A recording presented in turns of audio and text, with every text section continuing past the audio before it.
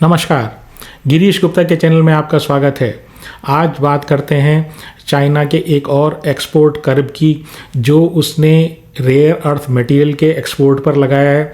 तो उसने ये घोषणा की है कि 5 और रेयर अर्थ जो मेटल्स हैं उन पर एक्सपोर्ट कंट्रोल बढ़ा दिए गए हैं सरकार की परमिशन के बगैर।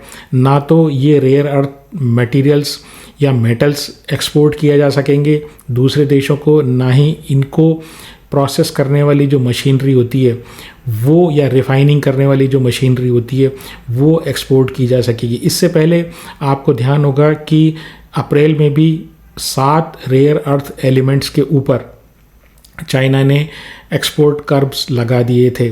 तो ये एग्जैक्टली क्या चीज़ होती है, या रेयर अर्थ एलिमेंट्स क्या होते हैं, कहाँ इनका उपयोग होता है, इससे संबंधित हमने वीडियो उस समय बनाया था जो हमारी प्लेलिस्ट में अवेलेबल है।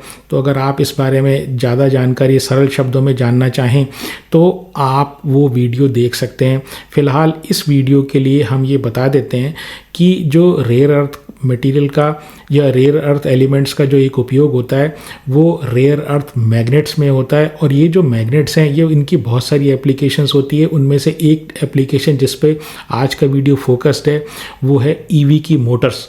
तो ईवी की मोटर्स में ये रेयर अर्थ एलिमेंट्स के मैग्नेट काम आते हैं। तो आज की वीडियो में बात करते हैं एक ऐसी कंपनी की जो हाई टेंसाइल स्ट्रेंथ के फास्टनर्स बनाती है। ये कंपनी फरीदाबाद बेस्ड है। इस कंपनी का नाम है स्टर्लिंग टूल्स लिमिटेड। और ये फास्टनर्स तो बनाती ही है, साथ ही साथ ये अभी 2020 से ईवी के कंपोनेंट्स बनाने में या मोटर और मोटर कंट्रोल यूनिट बनाने के क्षेत्र में भी ये उतरी है। और जैसा कि आप जानते ही हैं कि ईवी की मोटर्स में रेयर अर्थ मटेरियल्स का उपयोग होता है। तो इन्होंने हाल ही में एक करार किया है यूके बेस्ड कंपनी से, जिसके माध्यम से ये ऐसी ईवी मोटर बनाएंगे जिसमें रेयर अर्थ एलिमेंट्स की आवश्यकता नहीं पड़ेगी। अगर ये अपने इस प्रोडक्ट में सक्सेसफुल हो जाते हैं तो इस कंपनी के लिए ग्रोथ के लिए नई छलांग होगी। इस डिस्ट्रप्टिव टेक्नोलॉजी के थ्रू पूरे भारत की ऑटोमोबाइल जो इंडस्ट्री है वो चेंज होने की, या कम्प्लीटली उस इंडस्ट्री के लिए, ईवी इंडस्ट्री के लिए एक वाटरशेड मूवमेंट या बड़ा ही सिग्निफिकेंट मूवमेंट ये साबित हो सकता है। तो हमेशा की तरह पहले जान लेते हैं कंपनी की हिस्ट्री के बारे में। कंपनी बहुत पुरानी कंपनी है। कंपनी की स्थापना 1979 में हुई और फरीदाबाद में इन्होंने अपना पहला फास्टनर प्लांट लगाया। 1995 में कंपनी जो है NSE और BSE में लिस्ट हुई और 2020 में इनका मेजर डाइवर्सिफिकेशन आया जब इन्होंने एक अपनी होली ओन्ड सब्सिडरी की स्थापना की। उस कंपनी का नाम स्टर्लिंग जी-टेक ई मोबिलिटी रखा, या संक्षेप में कहें तो SGEM कंपनी की इन्होंने स्थापना की। और उस कंपनी के थ्रू, इस होली ओन सब्सिडरी के थ्रू उन्होंने ईवी के कंपोनेंट्स बनाने शुरू किए। अब यहाँ से मतलब इस सब्सिडरी से इनका जो रेवेन्यू आता है, इनके टोटल कंसोलिडेटेड रेवेन्यू का लगभग 37% आता है। अब जान लेते हैं इनके बिज़नेस के बारे में। तो देखिए, इस बिज़नेस को हम 2 पार्ट्स में डिवाइड कर सकते हैं। एक इनका लीगेसी बिज़नेस है और एक इनका जो नया इन्होंने अभी ये SGEM जो इन्होंने 2020 में शुरू किया वो। तो पहले बात कर लेते हैं इनके लीगेसी बिजनेस की, जो हाई टेंसाइल स्ट्रेंथ के फास्टनर्स बनाती है। तो देखिए, ये हाई टेंसाइल स्ट्रेंथ फास्टनर क्या होता है? फास्टनर का मतलब है नट या बोल्ट। तो ये नट बोल्ट जिसके थ्रू 2 चीज़ों को हम आपस में जोड़ देते हैं, तो उन चीज़ों को फास्टनर्स बोलते हैं। अब ये फास्टनर्स जो है बहुत जगह काम आते हैं। वो व्हील्स में भी काम आते हैं, वो एक्सल में भी काम आते हैं, और वो इंजन को भी हाई प्रेशर जो चीज़ होती है तो वहाँ पर भी उनको भी इंजन के कंपोनेंट्स को भी एक दूसरे के साथ जोड़ने के काम आते हैं। हाई टेंसाइल स्ट्रेंथ का क्या मतलब हुआ? तो हाई टेंसाइल स्ट्रेंथ का मतलब ये हुआ कि अगर कोई मान लीजिए इंजन है, इंजन का जब हम ढक्कन ऊपर से, कवर ऊपर से लगाते हैं तो लगाने के बाद उसमें एक टेंडेंसी होती है अंदर के प्रेशर के कारण कि वो ऊपर दोनों ढक्कन अलग हो जाए और इंजन का जो बेस है वो अलग हो जाए। लेकिन जो बोल्ट होता है और जो नट होता है वो उसको आपस में जोड़ के रखते हैं। तो हाई टेंसाइल स्ट्रेंथ का मतलब ये, इतनी ताकत उनमें होती है कि वो जो अंदर का प्रेशर होता है उसको भी वो झेल सकें। अगर कोई प्रेशर से वो जो 2 कंपोनेंट जिनको जोड़ा हुआ है वो अलग अलग होने का प्रयास करें। तो दूसरी चीज़ ये कि ये कोल्ड फोर्जिंग से इन फास्टनर्स को बनाते हैं। कोल्ड फोर्जिंग का मतलब ये कि आपने एक पीस लिया, एक कंपोनेंट लिया है ना, और उसको प्रेस जो होती है, बहुत हैवी प्रेस होती है, उसके थ्रू आपने उसको शेप दे दी।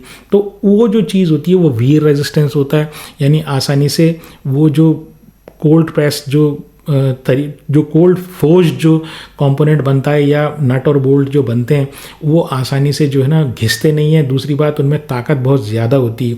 तो इसलिए संक्षेप में मैं आपको बता दूं कि ये high tensile strength cold forged fasteners बनाते हैं, जिसको मैंने अभी एक्सप्लेन किया।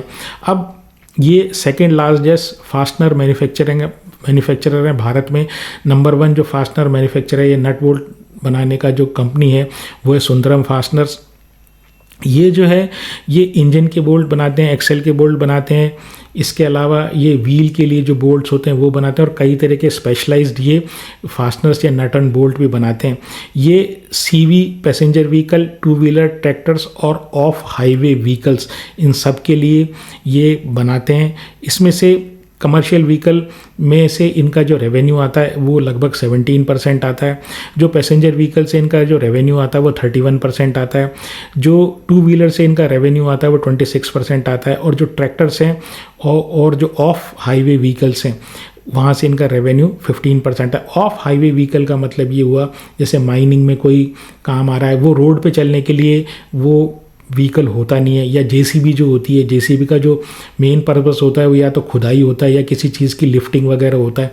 तो वो जो चीज़ें होती हैं वो रोड पे चलने के काम नहीं आती। तो ऐसे व्हीकल जो रोड पे नहीं चलने के लिए बने हुए होते हैं उनको ऑफ हाईवे व्हीकल बोलते हैं। अब इनके जो फास्टनर्स के क्लाइंट्स जो हैं वो ज़्यादातर OEM है। OEM का मतलब वो मैन्युफैक्चरर जो नई गाड़ियाँ बना के नई गाड़ियों में ये इनके फास्टनर्स या नट एंड बोल्ट लगाते हैं।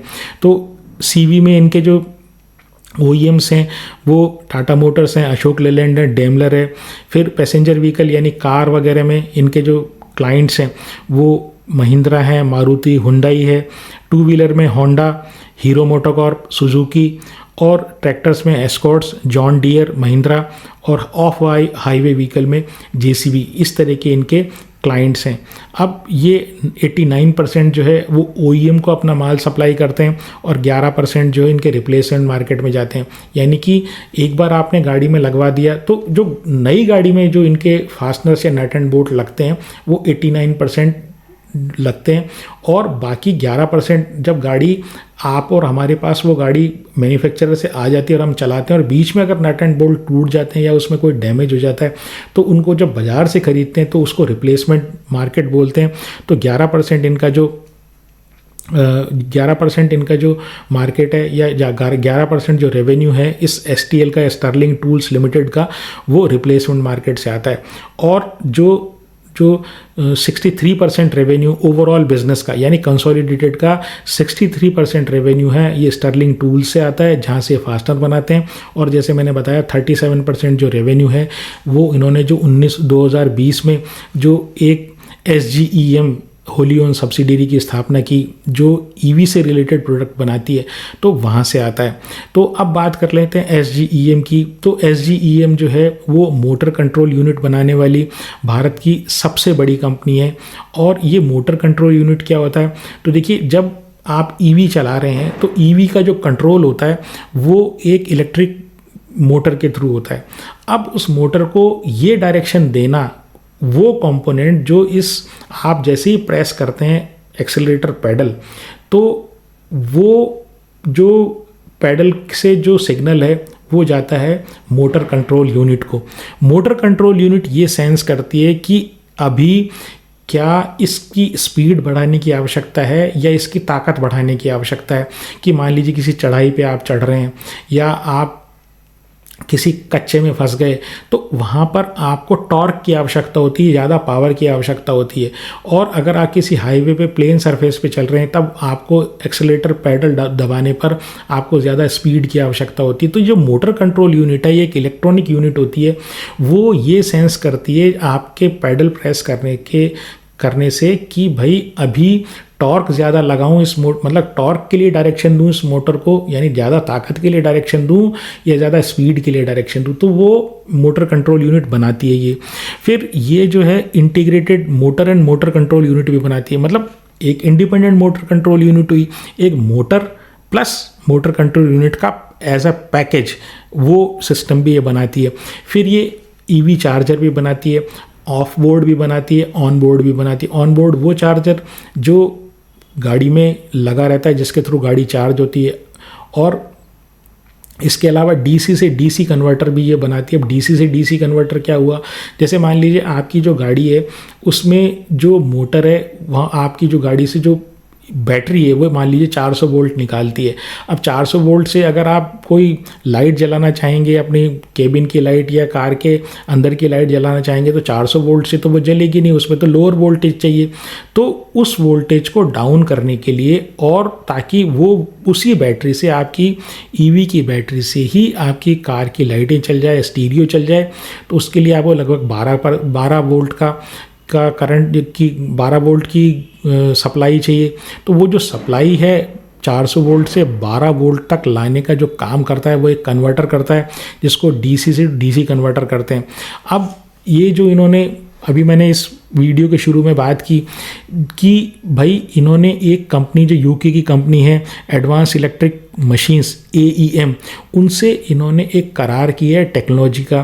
तो ये जो कंपनी है, इन्होंने ये जो यूके की कंपनी, इन्होंने एक टेक्नोलॉजी डेवलप की है जिसमें ये इलेक्ट्रिक व्हीकल्स की मोटर बनाएंगे जिसमें रेयर अर्थ मेटल्स की आवश्यकता नहीं रहेगी।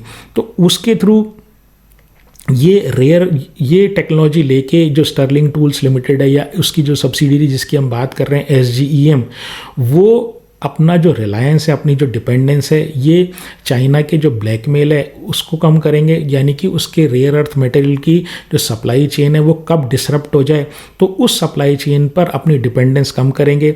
ये जो मोटर्स ये बनाएंगे, ये मोटर कंपैरेटिवली हल्की भी होगी। दूसरी बात ये है कि ये मोटर बहुत सारे जो डिफरेंट सेगमेंट्स हैं ईवी के, चाहे वो 2 व्हीलर हो, चाहे 3 व्हीलर हो, चाहे लाइट कमर्शियल व्हीकल हो, चाहे हैवी कमर्शियल व्हीकल हो, उन सब की मोटर्स में काम आ जाएगी। यानी कहने का मतलब ये जो टेक्नोलॉजी ये ऐसी नहीं है कि सब 2 व्हीलर में काम आ जाएगी, लेकिन ये जो हैवी कमर्शियल व्हीकल है अगर वो ईवी का है तो वहाँ काम नहीं आएगी। यानी अक्रॉस सेगमेंट, अक्रॉस ईवी के जो व्हीकल सेगमेंट है वो वहाँ पर सारे जगह काम आ सकती है। इसके अलावा इनको इसमें फर्स्ट मूवर एडवांटेज मिलेगा, यानी कि ये लीड लेंगे। अगर इनका प्रोडक्ट सक्सेसफुल हो जाता है तो आप ये समझ लीजिए इनके सामने बहुत बड़ा मार्केट खुलने वाला है जो ईवी की मोटर्स का। और जो ये ईवी की मोटर्स का जो मार्केट है ये एक अनुमान के अनुसार 2030 तक 15,000 करोड़ का हो जाएगा। फिर ये जो है इनका जो रेवेन्यू है ये फ़िलहाल 58% 2 व्हीलर से आता है, यानी SGEM की मैं बात कर रहा हूँ तो वहाँ से 58% आता है। 28% इनका LCV और HCV यानी लाइट कमर्शियल व्हीकल और हैवी कमर्शियल व्हीकल से आता है। 14% इनका जो रेवेन्यू है 3 व्हीलर से आता है। कंपनी की स्ट्रेंथ की अगर मैं बात करूँ तो देखिए ये एक लीडिंग फास्टनर मैन्युफैक्चरर है। 1979 से ये काम कर रही है कंपनी। प्रोडक्शन इन्होंने 1981 में शुरू किया। तो इतने साल इस कंपनी को हो गए, मतलब करीब 45 ईयर्स 46 ईयर्स इस कंपनी को हो गए। अब ये जो कंपनी है बहुत सारे कंपटीशन आए गए, अनऑर्गेनाइज सेक्टर में फास्टनर के क्षेत्र में बहुत सारी कंपनीज़ है और जो ऑर्गेनाइज सेक्टर में उसमें भी इनको काफ़ी कंपटीशन का सामना करना पड़ता है, लेकिन इसके बाद भी कंपनी सर्वाइव करती है और अच्छी प्रॉफिटेबिलिटी देती है। तो इनकी स्ट्रेंथ को दर्शाता है, साथ ही साथ इनकी जो प्रोडक्ट की जो क्वालिटी है ना वो भी दर्शाता है। फिर ये लार्जेस्ट सप्लायर ऑफ MCU है भारत में, और साथ ही साथ ये जो है इलेक्ट्रिक मोटर्स में जो काम कर रहे हैं, यानी कि ये जो रेयर अर्थ मैग्नेट फ्री जो मोटर ला रहे हैं ये इनके लिए बहुत ही बड़ा एक वाटरशेड मूवमेंट भारत की इंडस्ट्री के लिए और इनके लिए हो सकता है। और आगे इस कंपनी का भविष्य, अगर ये प्रोडक्ट इनका चल गया तो कहीं से कहीं ये इनका भविष्य बदल सकता है। फिर ये जो जो इनका जो ये जो OEM के लिए सप्लायर्स हैं, और ये भारत की, जैसे मैं जिन OEMs का मैंने नाम लिया, टाटा मोटर्स ले लीजिए, महिंद्रा ले लीजिए, डेमलर ले लीजिए, JCB ले लीजिए, और टू व्हीलर और में भी आप कोई भी नाम, मतलब हु क्लाइंट हैं इनके, तो ये क्लाइंट्स काफ़ी सालों से इनके साथ हैं, और ये तभी है जब इनके प्रोडक्ट की क्वालिटी है, तो ये भी इनकी एक स्ट्रेंथ दिखाता है।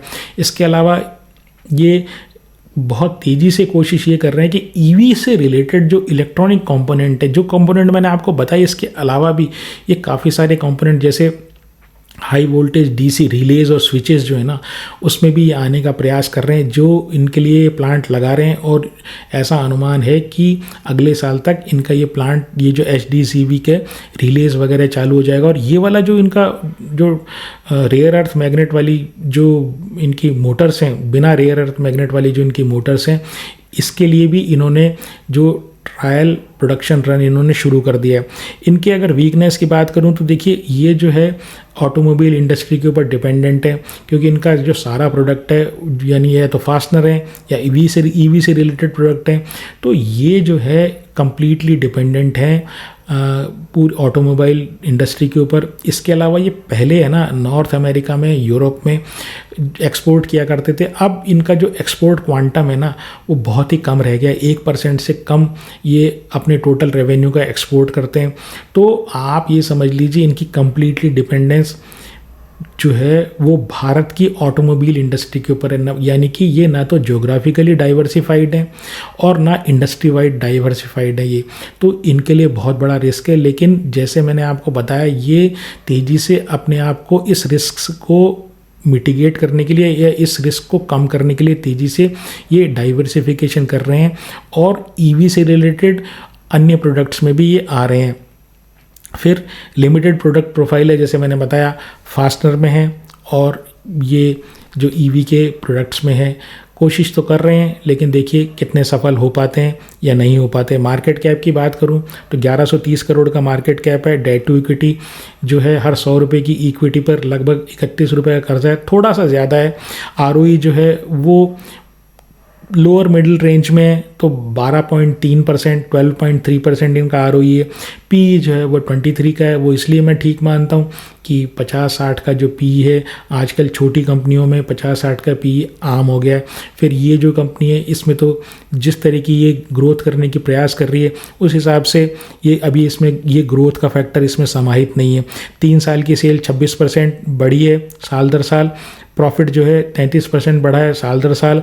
जो प्रमोटर के पास है 65% स्टेक है। FII के पास नेग्लिजिबल है, DII के पास लगभग 1% है, और पब्लिक के पास 34% है।